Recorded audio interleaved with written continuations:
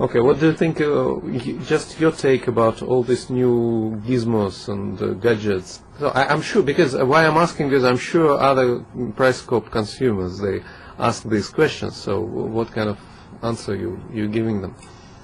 Well, sometimes I have a conflict with it because I always felt or feel that if we have enough experience, which we've seen some of the most major diamonds in the world, I think our experience really allows us to understand the diamond without all the machines. Now, if you have an ideal scope, such as this, and it helps the consumer understand the leakage. It does help the consumer understand it. I'm not going to compete against this and deny it, okay, because there is a validity of having a machine indicate what you're trying to show. But usually, if you have the proper diamond with all the angles proper and table and depth, it will come up over here. So what this does is it acts, for me, it acts as an aid. It doesn't act as a selling tool. Because my tool is my experience, and this acts as an aid, so it verifies what I've said. Right. But it works primarily for rounds. Okay, so what's the drawback with fancy shapes, with ideals? You have different angles, and you just don't see what people are looking for. So looking for the overall red. There are some stones that are fancy shaped that will have more red than other. Usually it starts in the center and it radiates out towards the edges.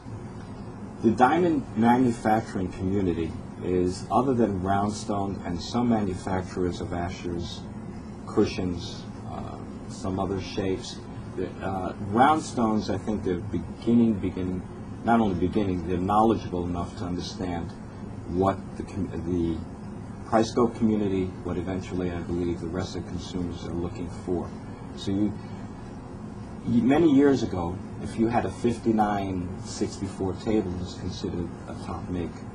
If you had those numbers today with 59 table, a 59 depth 64 table, it's very hard to sell that diamond. It's very hard to put that diamond in the marketplace because there's a limited amount. So consumers have really studied.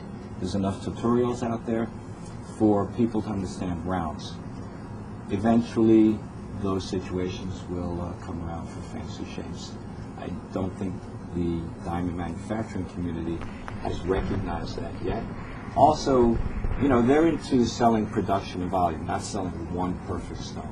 So you have a little conflict there of people having to make money and, selling to mall stores. When people coming, they have doubts. Whether they're doing right purchase or they working with the right vendor and this kind of thing. Sometimes when you talk to somebody, I'll always ask them at what point they are.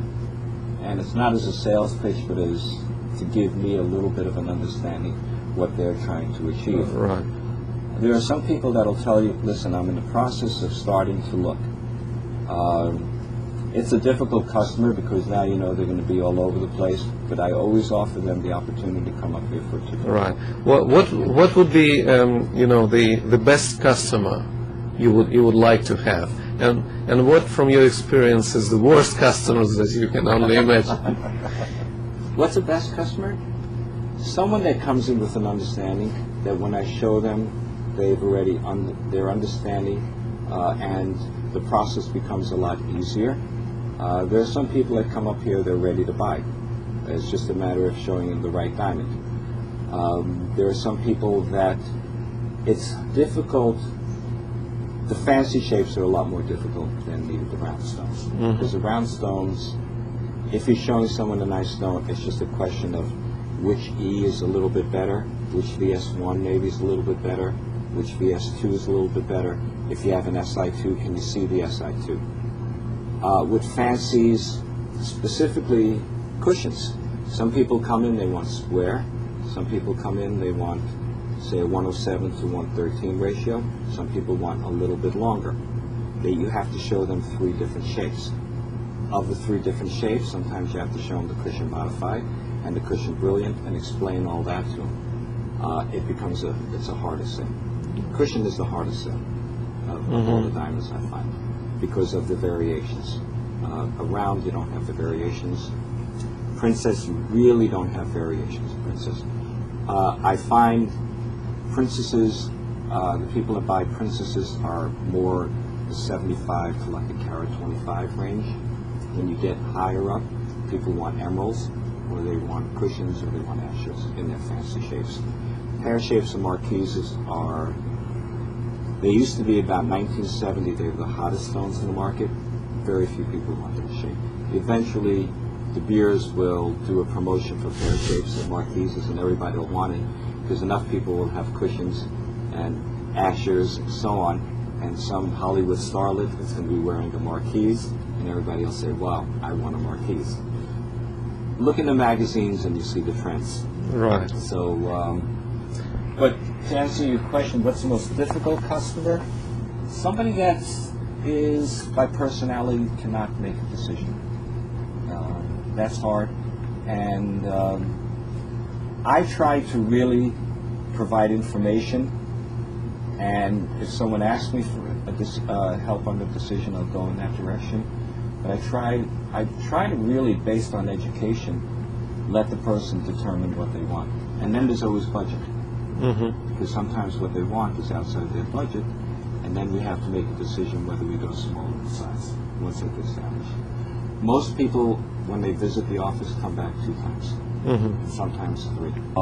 The classic story I have is a young lady wanted a 2-carat, and if she sees this, she'll know who it is. And she really wanted a 2-carat. She's a lovely lady. I really adore her. And she's the fact that it was an I-1 did not upset her. You know, she wanted that, and I found her the best stone that I could under those conditions, and she's been in the office a number of times, and she's still ecstatic about it. It's probably the only I-1 that I've sold. It was a high color, but it was important to have a 2-carat. There was a budget. I said, only an I-1 fits in here. We went in that direction. I found an I-1 that I felt was close to an SI2. It took a lot of work, but she's still a very happy camper. There was just a gentleman that recently, over the internet, purchased a diamond. It was a beautiful stone, other than it had a 66 step on a round diamond. And I called him up and I said, that's not a stone for you. He said, but I did all my research, and the diamond says excellent, very good, and everything else was great about it. I said, yeah, but a 66 step is not what you want. And I think he appreciated, because he bought a different diamond that had a 61 depth. So reading paper is not always the answer. I think you still have to have someone hold your hand a little bit and take you through the process.